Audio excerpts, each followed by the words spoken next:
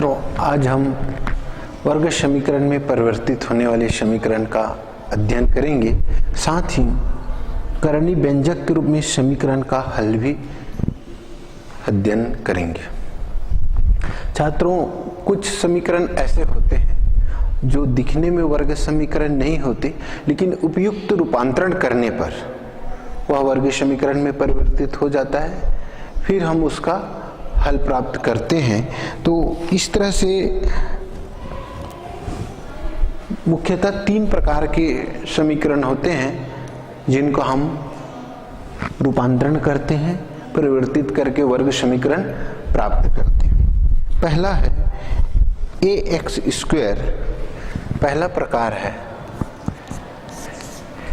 ax to the power 4 plus bx square plus c equal 0। ax to the power 4 plus bx square plus c equal 0। ये पहले प्रकार का समीकरण है जो दिखने में वर्ग समीकरण नहीं है, लेकिन हम यदि इसको x जो चर है उसका वर्ग को हम कोई दूसरा चर मान लें तो हमको दूसरे चर के रूप में इसका हल प्राप्त होगा। फिर उस हल को लास्ट में हम x के रूप में परिवर्तित कर सकते हैं। तो इस प्रकार के जो वर्ग समीकरण होगा उसमें हम x स्क्वायर इक्वल कोई दूसरा चर y मान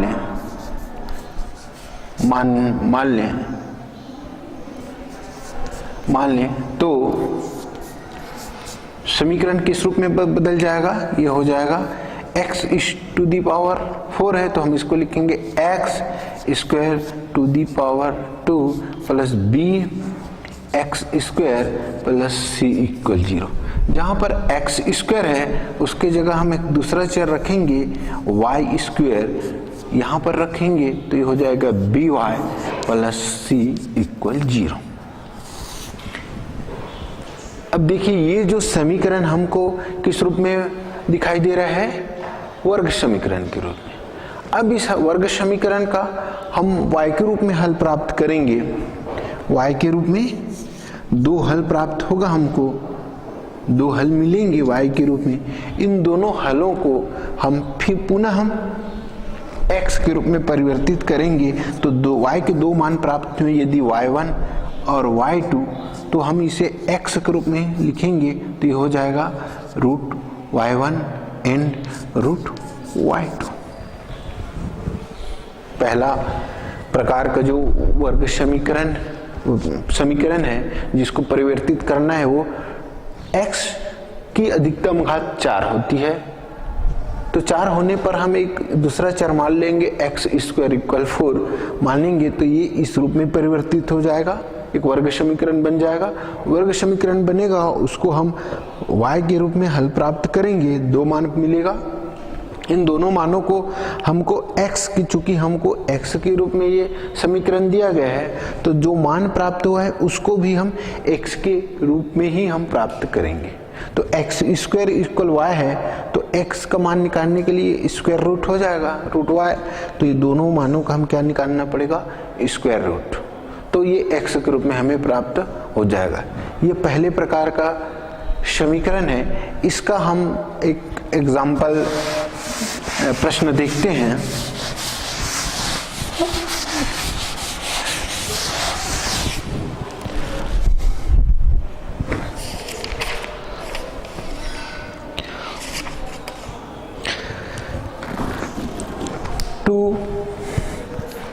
क्वेश्चन एक्सरसाइज 3.5 का पहला है। 3.5 का पहला क्वेश्चन है 2z to the power 4 2z to the power 4 minus 5z square plus 3 equal 0। देखिए, ये अभी जो प्रकार का समीकरण बताए उसी रूप में है। हम उसको हल करेंगे। हल दिया गया समीकरण, दिया गया गया समीकरण है 2z² minus 5z² plus 3 equal 0 और z समीकरण में उपर्युक्त समीकरण में z² बराबर y रखने पर रख दीजिए तो क्या हो जाएगा 2, ये क्या होगा y² minus 5y plus 3 equal 0। इस रूप में परिवर्तित हो गया 2y² minus 5y plus 3 equal 0। अब हमको ऐसी दो संख्या चाहिए, अब इसको वर्ग समीकरण के गुणनखंड के रूप में इसको हल प्राप्त कर सकते हैं। ऐसी दो संख्या चाहिए जिसको गुना करने पर 6 मिले और जोड़ने और घटाने पर 5 प्राप्त हो। तो ऐसी कौन सी संख्या है? संख्या है 2y² minus 3y minus 2y plus 3 equal 0। हमने ऐसी दो संख्या हमने बताया था कि गुणनखंड विधि से हल करने के लिए a और c जो वर्ग मानक समीकरण से तुलना करेंगे तो ये इसका वैल्यू a है, ये b है और c। a और c का गुणनफल यहाँ पे जो हम दो संख्या प्राप्त करेंगे उनके गुणनफल के बराबर। जैसे यहाँ पे 2 और 3 है, 2 और 3 का गुणनफल हुआ 6 और इसका संख्या का मान है 5। तो हम एक ऐसी संख्या प्राप्त करेंगे जिसको गुना करने पर 3 दूनी 6 और जोड़ने पर 5 प्राप्त हो। तो ये गुणनखंड विधि है। अब यहाँ से हम इसको दो के पेयर में बनाएंगे, यहाँ से हम कॉमन ले लेंगे, ये हो जाएगा y, तो ये हो जाएगा 2y minus 3।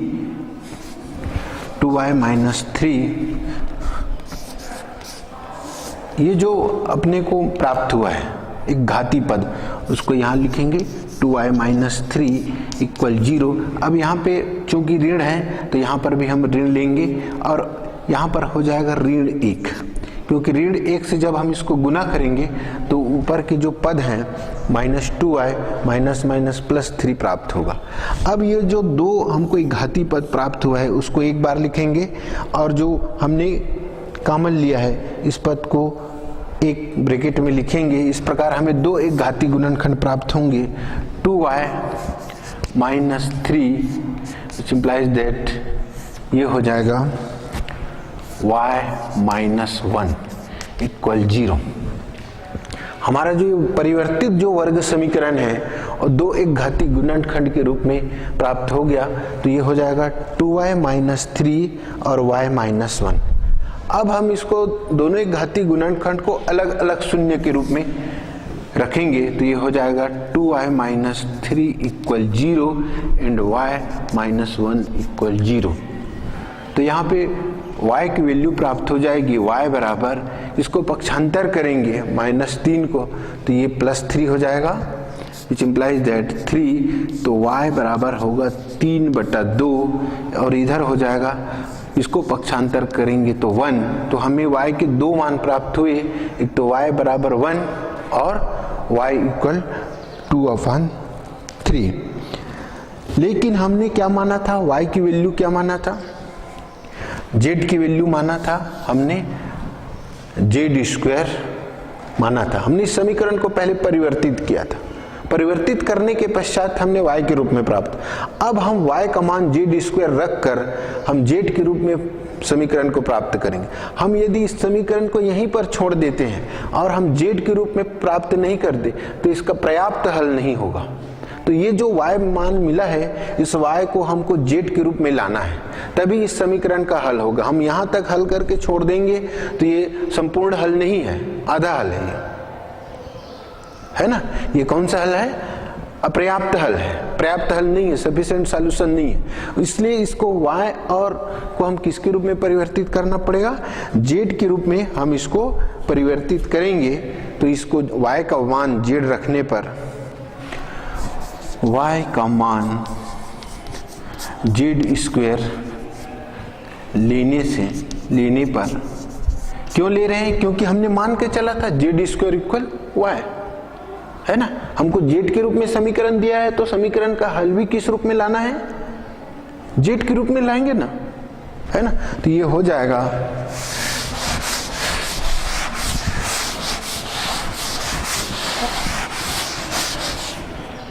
Z square equal 3/2 and Z square equal 1। Taking both the side square root, दोनों तरफ वर्गमूल लेने पर, दोनों पक्षों में वर्गमूल लेने पर ये हो जाएगा जेड इक्वल प्लस माइनस वर्गमूल 3/2 एंड हियर ये हो जाएगा जेड इक्वल प्लस माइनस वर्गमूल 1। जेड इक्वल प्लस माइनस वर्गमूल 1 मतलब जेड इक्वल प्लस माइनस 1 और जेड इक्वल प्लस माइनस वर्गमूल 3/2। अतः जेड के दो मान प्राप्त हुए, 4 मान प्राप्त हुए, एक बार प्लस में एक बार माइनस में। तो Z equal plus minus 1 and plus minus √3/2।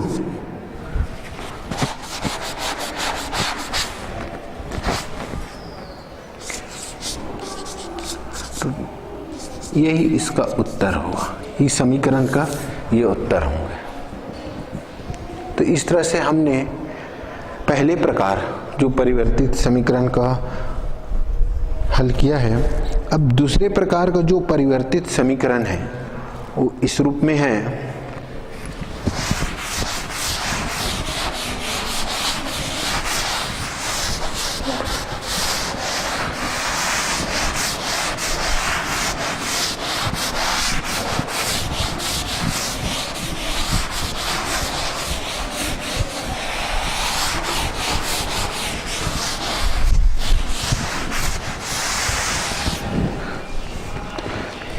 px plus qx, second type का जो समीकरण होता है px plus qx, q/x equal r,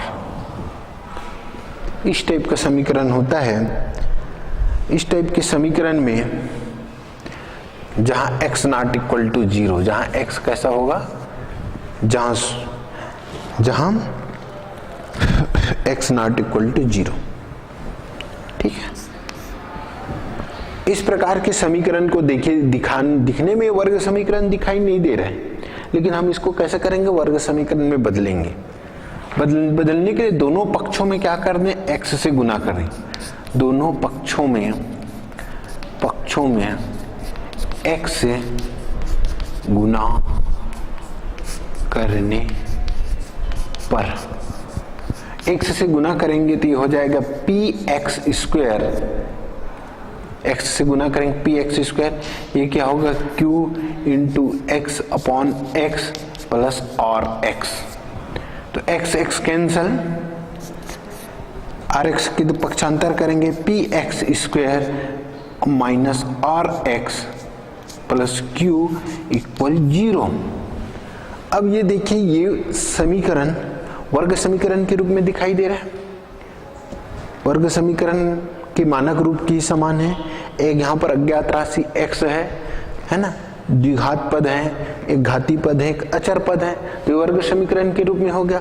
वर्ग समीकरण के रूप में हुआ तो हम इसको वर्ग समीकरण को हल कर सकते हैं गुणनखंड विधि से, है ना। इसका एक प्रश्न देखते हैं।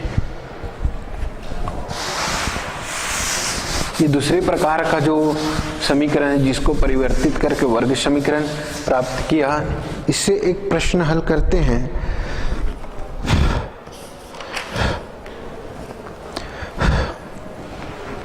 दस वाई, क्वेश्चन नंबर इसी एक्सरसाइज का 8, 10y equal 11 plus 6 upon 11 plus 6 upon y, ये इक्वेशन है, ये समीकरण है जो देखने में तो वर्ग समीकरण दिखाई नहीं दे रहा है, लेकिन हम जब इसको हल करेंगे, त्रिज्यीय गुणनफल वगैरह करेंगे तो हमें वर्ग समीकरण दिखाई देगा, है ना। 10y, एक बार पुनः प्रश्न को देख लें। 10y इक्वल 11 प्लस 6 अपान y। इसी प्रश्नवाली का क्वेश्चन नंबर 8 है, इसको हल करना है। तो देखिए,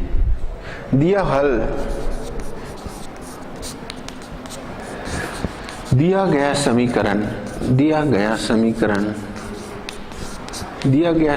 है 10y equal 11 plus 6 upon y। ये समीकरण है। हम इस समीकरण के दोनों पक्षों में y से गुना कर दें। किससे गुना कर दें? हम जानते हैं समीकरण के दोनों पक्षों में किसी संख्या से गुना करें, भाग दें या जोड़ें, घटाएं तो उस समीकरण के मान में परिवर्तन नहीं होता। तो हम इस समीकरण को y से दोनों पक्षों में गुना करने पर, y से दोनों पक्षों में गुना करने पर कर दीजिए तो क्या हो जाएगा? ये y से गुना करोगे तो 10y स्क्वायर हो गया। 10y है, y से गुना करेंगे तो y स्क्वायर हो जाएगा। ये कितना हो जाएगा? 11y plus 6 upon y into y। तो y कैंसल, है ना। क्या मिलेगा आपको? Which implied dash 10y square equal 11y plus 6, कितना मिल गया? 6।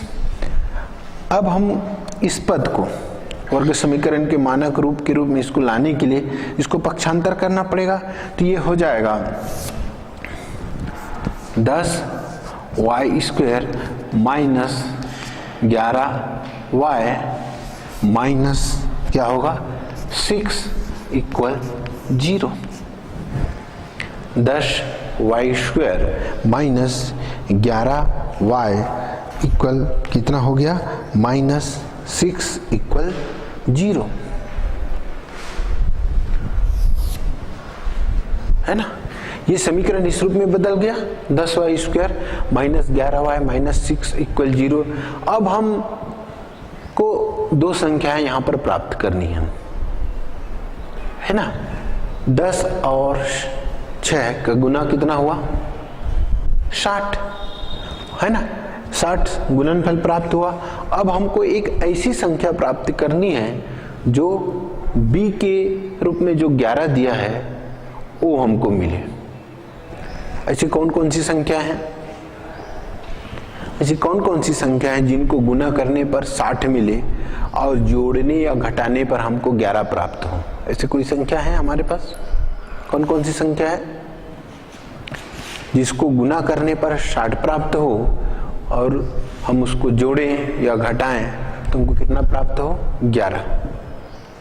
कौन कौन सी संख्या है हमारे पास? ऐसी संख्या है, दो संख्या है, 15 और 4। 15 चौक 60 और 15 में 4 हम घटाएंगे तो क्या मिलेगा? 11।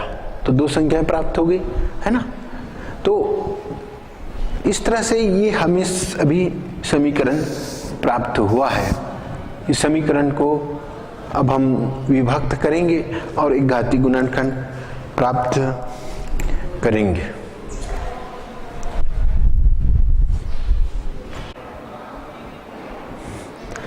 अब हम इस समीकरण को हल करेंगे। इसके लिए हमने दो संख्याएं प्राप्त किया है। दो संख्याओं 10 और 6 को गुना करने पर जो संख्या प्राप्त होगी उसको इस तरह से विभक्त करना है कि हमको जो एक घातीय पद के मान प्राप्त हो। तो ऐसी हमारी पास संख्या है 15 और 4। तो ये हो जाएगा 10y स्क्वायर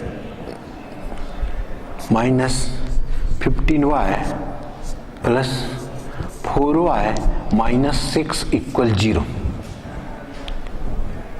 यहां से हम कॉमन ले लेंगे, ये हो जाएगा 5 कॉमन लेंगे तो हो जाएगा 5y इक्वल 2y माइनस 3, और जो कॉमन आया है उसको यहाँ पर लिखेंगे 2y माइनस 3 इक्वल 0। अब एक चूंकि यहाँ पे प्लस है तो ये प्लस हो जाएगा, एक 4 है तो यहाँ पे 2 लेंगे तो 2 4y एंड माइनस एंड 2 3 जा 6 तो ये जाएगा 2, तो 2y माइनस 3। अब जो ये जो पद हैं उसको एक बार लेंगे 2y माइनस 3 एंड ये हो जाएगा 5y प्लस 2 इक्वल 0। अब दोनों को हम अलग अलग शून्य लिखेंगे तो ये हो जाएगा 2y minus 3 equal 0 and 5y plus 2 equal 0। तो ये y इक्वल हो जाएगा 3/2 एंड y इक्वल ये हो जाएगा माइनस 2/5। तो इस समीकरण के दो हल प्राप्त हुए, एक y इक्वल माइनस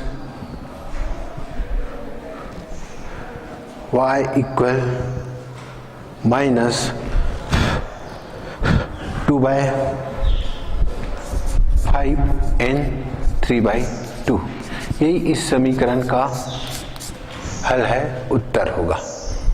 इस प्रकार हमने दूसरे प्रकार के समीकरण को देखा जिसको परिवर्तित करके हमने वर्ग समीकरण में परिवर्तित किया, फिर उसको प्राप्त किया। अब हम तीसरे प्रकार का समीकरण का अध्ययन करेंगे।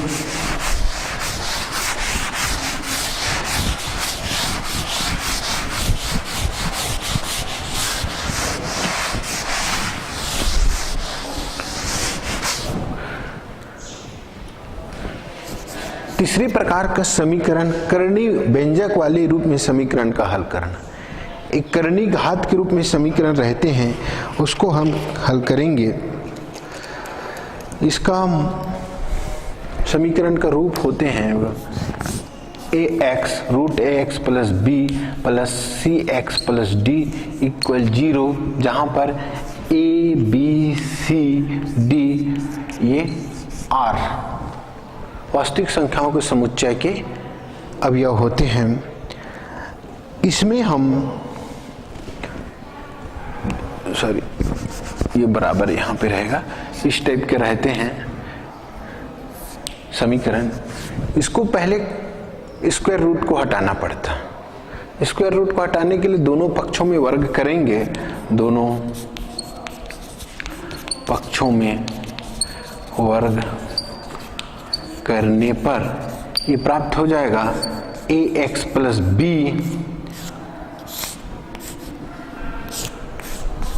बराबर cx प्लस d का वर्ग। यहाँ वर्ग और वर्ग कट गया तो ये मिल गया ax प्लस b।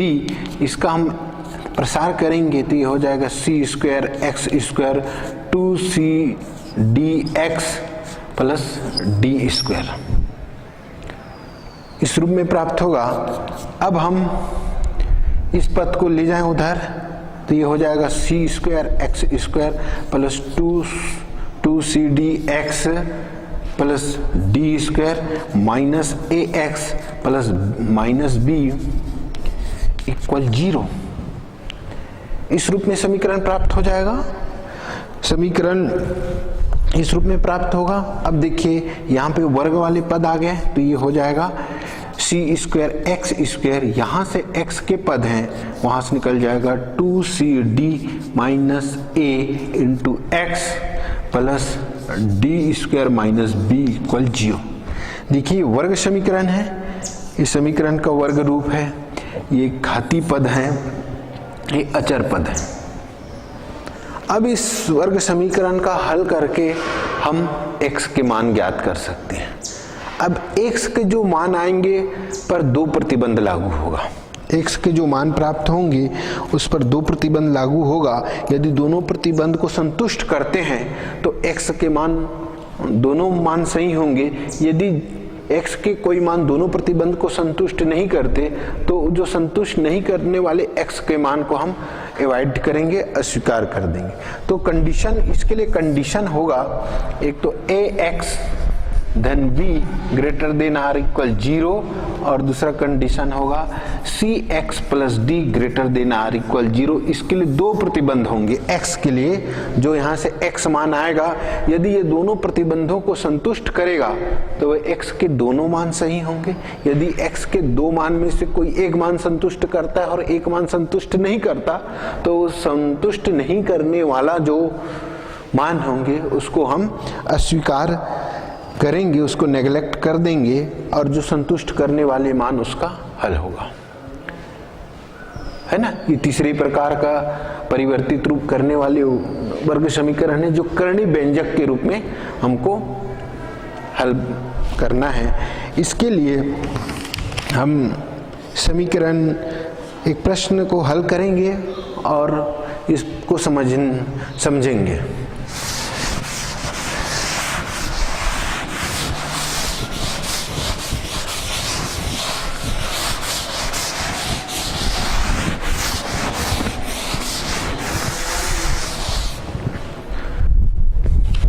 प्रश्न है रूट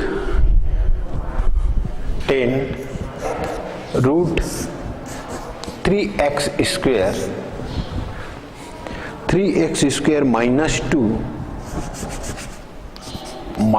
2 प्लस 1 इक्वल 2x करणीय व्यंजक के रूप में दिया हुआ है। Root 3x square minus 1 and 1 plus 2x, इस रूप में समीकरण दिया हुआ है करणीय व्यंजक के रूप में। तो हम सबसे पहले जो करणीय से बाहर है उस पद को बराबर के उस पर ले जाएंगे। हल दिया गया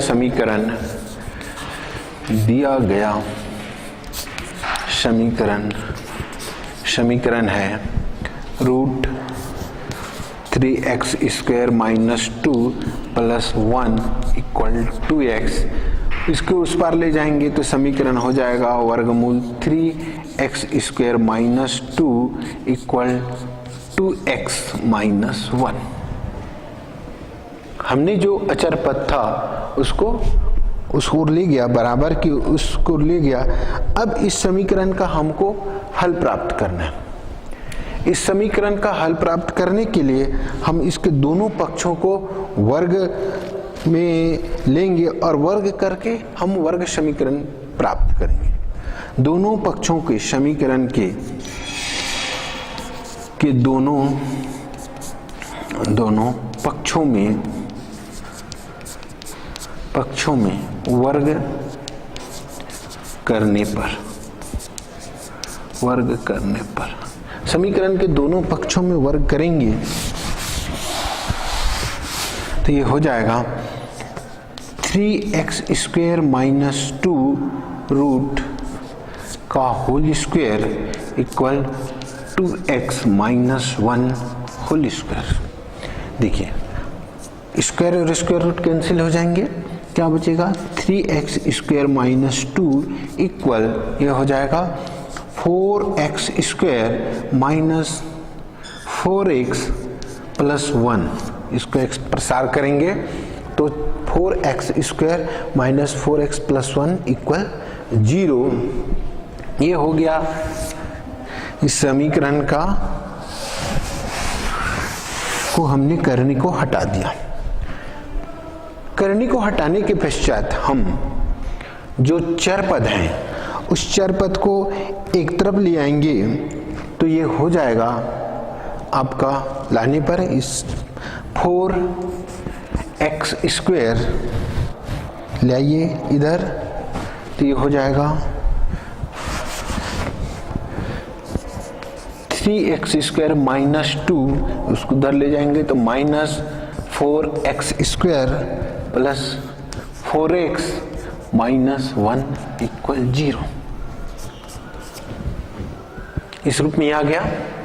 और माइनस 4x स्क्वायर में 3x स्क्वायर माइनस हो जाएगा तो minus x square and 4x में 4x ऐसे ही रहेगा 4x क्योंकि 4x एक ही पद है and minus 2 and minus 3 1 minus 3 equal 0, तो हम इसको यदि वर्ग समीकरण के मानक रूप में लें तो -1 से दोनों पक्षों में मल्टीप्लाई करने पर यह हो जाएगा x square minus 4x plus 3 equal 0।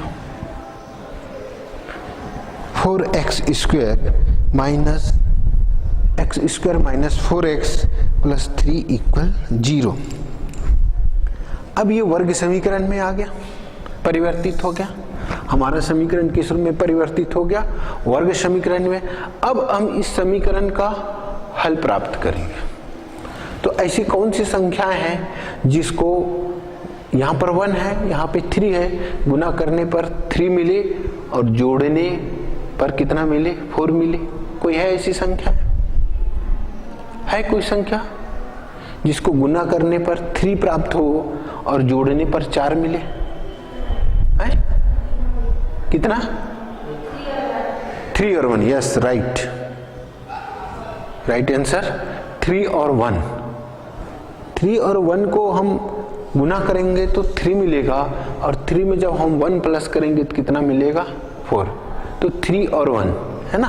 हम इसको लिखेंगे x square minus 3x minus x plus 3 equal 0। हम यहां से x कॉमन ले लेंगे, x माइनस 3 है ना, और x माइनस 3 को हम यहाँ लिखेंगे और चूंकि यहाँ पे माइनस है तो इसलिए -1 यहाँ हो जाएगा इक्वल 0। अब चूंकि ये x माइनस 3 यहाँ पर है तो उसको हम एक बार ले लेंगे, x माइनस 3 ये हो जाएगा x माइनस 1 इक्वल 0।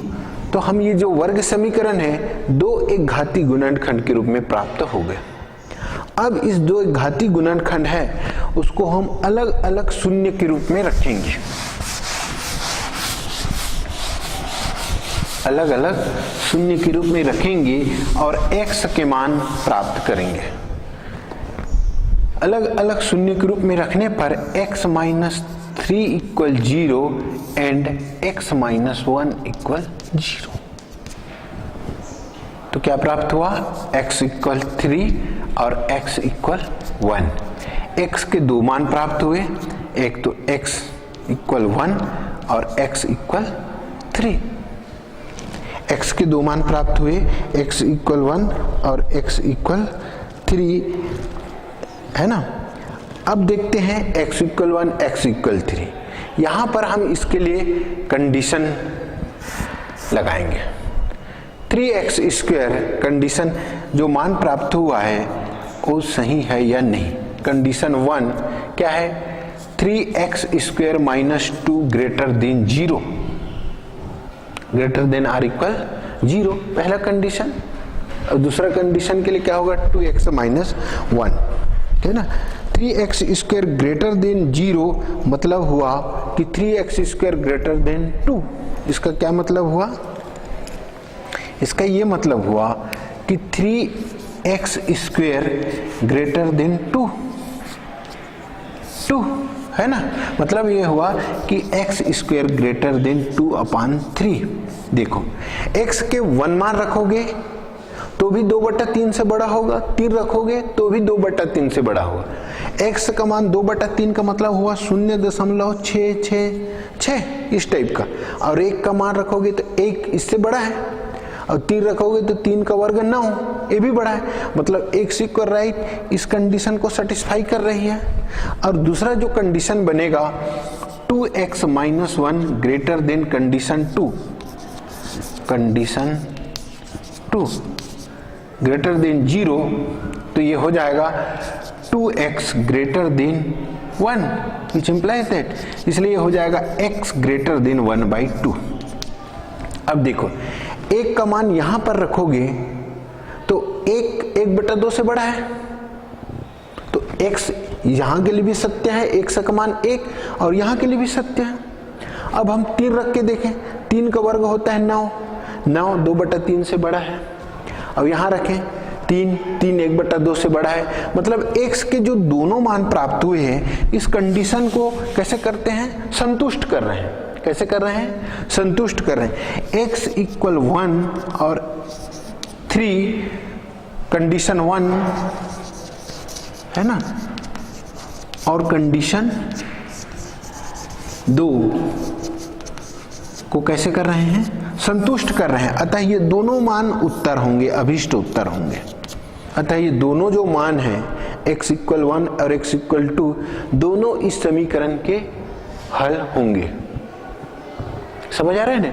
एक करनी वाले समीकरण में जब आप हल करेंगे तो कंडीशन अप्लाई करना बहुत जरूरी है।